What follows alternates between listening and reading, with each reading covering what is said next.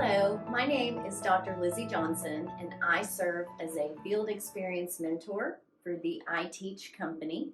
And today I'm going to be giving you a lot of detailed information about the pathway to earning a Texas Principal Certificate. This is the field experience overview, and all of these components are a part of the iteach Principal Certification requirements. So when earning your principal certificate, there are two stops along the road to certification. The first stop is the instructional coursework that contains 6 modules that are readings and performance tasks, along with the 7th that is 2 practice assessments. That is the first road. In tandem, a parallel to that road, there is also the field experience, which is PASL 2000, and that contains 3 observation tasks, which equal 75 logged hours, 90 additional logged hours outside of those, and 3 formal observations minimum. So let's talk about the first stop, which is the instructional coursework. PASL 1001 to 1006 include readings within the modules and outside reading requirements. There is a book that you have to purchase and chapters you will read. There are links that you will click on and read certain journal entries or professional development entries. And also within those modules, there are performance tasks, which you could also refer to those as assignments. They are embedded within each module and require a certain amount of writing for each task.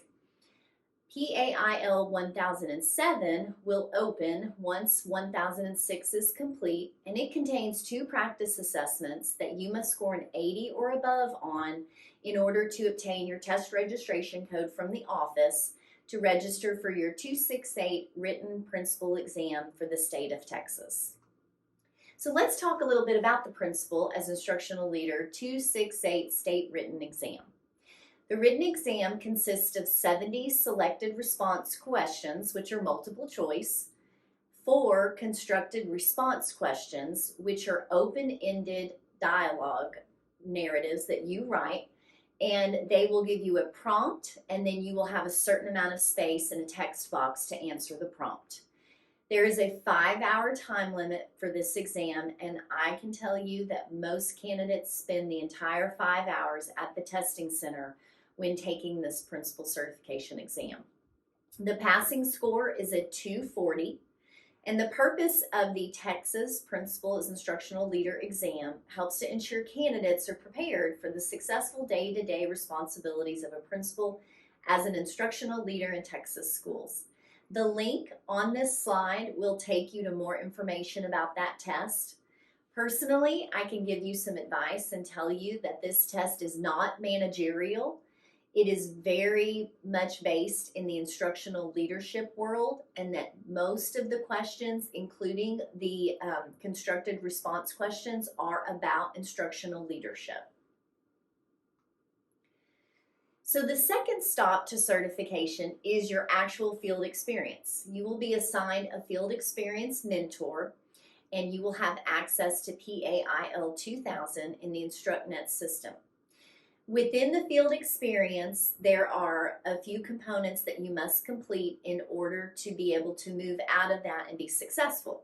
You will complete 3 observation tasks, which equals 75 logged hours. Each task requires a written narrative, and once your field experience mentor grades that narrative, you will be given 25 hours for each. No log is needed for those 75 hours. You also have to have 90 additional hours that do have to be logged, and those documentation will be sent to you in order to know where to log those hours. 25 hours for each task and 90 additional logged hours equals 175 total hours, and that is how much you have to accrue for your field experience. You also have to have 3 formal observations with your field experience mentor, and that's minimum, and those are done over the telephone, and you will have access to your field experience mentor at any time during your field experience. So let's talk a little bit about the PASL. Of course, in education, we give everything an acronym. The PASL stands for Performance Assessment for School Leaders. In the past, someone who was wanting to be certified as a principal would take a test and pass the test, and they would get a certificate. Now there's two different things you have to do. You have to take the 268 written exam, pass it, and then you also have to submit an online portfolio, which is called the PASL. So let's talk about that electronic portfolio. This portfolio assessment contains 3 tasks, which require written commentary and submission of required documents called artifacts. The passing score is a combined 42 from all 3 tasks, and you can see the maximum points that are given for each task. This website on the slide will take you to a web page that is full of information about the PASL. And I encourage any candidate who is going through field experience or beginning it to open that website, look at every document, print as many documents as you can, and look through every link. The state really does give you a playbook in this website on how to be successful on the PASL. So within your field experience for iteach, you will complete 3 observation tasks. Each task equals 25 logged hours. You will write a written narrative of 8 to 10 pages that will be graded by your field experience mentor, and you will submit it through the PASL 2000 in the Instructional system. Each task mirrors a required task that you will submit to the state during your PASL. So think of your field experience with iteach as your rough draft for your PASL. You will be working on that and getting mentorship through your field experience mentor, and they will be guiding you on revisions and updates so that when you are ready to submit your PASL, when the window opens, you will be ready and have all of your work there prepared for you. So task 1 on the 3 observation tasks, in it, you will address a problem or challenge in your school that influences instructional practices and student learning. Task 2, you will demonstrate your skills in establishing and supporting effective and continuous professional development with staff for the purpose of improved instructional and student learning. And task 3, you will demonstrate your ability to facilitate stakeholders' efforts to build a collaborative team within the school to improve instruction, student achievement, and the school culture. The advice that I give the candidates that I work with is don't pick a separate focus for each task. Pick one focus and utilize that as the umbrella focus, and then do these 3 tasks underneath them. Let me give you an example. Let's say your focus is going to improve 3rd grade reading scores on your campus. So in task 1, you will identify that problem. You will talk about data. You would go to PLCs or content area meetings. You would do walkthroughs or observations. You would sit down and plan a timeline on how you were going to implement a plan to improve 3rd grade reading. The second task is you would gather a certain amount of colleagues who 3rd grade reading was pertinent to them, and you would lead them through some sort of professional development, whether it's scouring data, disaggregating data, or talking about effective instructional practices in their classroom and how literacy can be improved. And then task 3, you would bring some of those colleagues back together again and facilitate a meeting with them that talks about student outcomes, teacher effectiveness, and moving the academic needle on your campus. So you can see you don't have to have 3 separate focus areas, just one focus where you can fit it into all of these observation tasks. Your mentor will work with you on a timeline of when each of these tasks will be ready to submit, and then you will get continuous feedback on how you are doing in your writing and your focus area.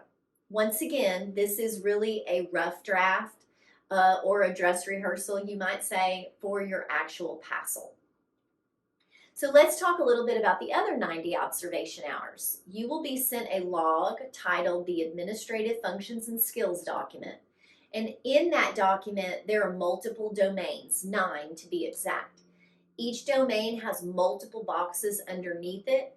The goal is not to fill in every box on that sheet, but to have at least 10 hours under each domain. So when you do receive that sheet from your mentor, Open it up and notice that the domains are in bold print. So under each bold print domain, you would need to have 10 hours. It's a brief description of what the hours were on the sheet. And once you hit the magical number of 90, you are finished with that log and you can scan it and email it to your field experience mentor. You also have to have 3 formal observation visits with your mentor, and they're scheduled throughout the field experience. These are used to discuss your tasks, your instructional modules, and your 90 additional logged hours. And as I said before, these are typically done over the phone. So that, in conclusion, is a brief overview, somewhat detailed, of the field experience. I'm glad that you took the time to listen and watch this video because it really will help you when you have your introduction call with your field experience mentor. There are a lot of moving parts in this program, but what we here at iteach want to do is prepare you 100% so that all you have to do is submit your PASL and take your test, and both you will be highly successful. Thank you for watching and have a nice day.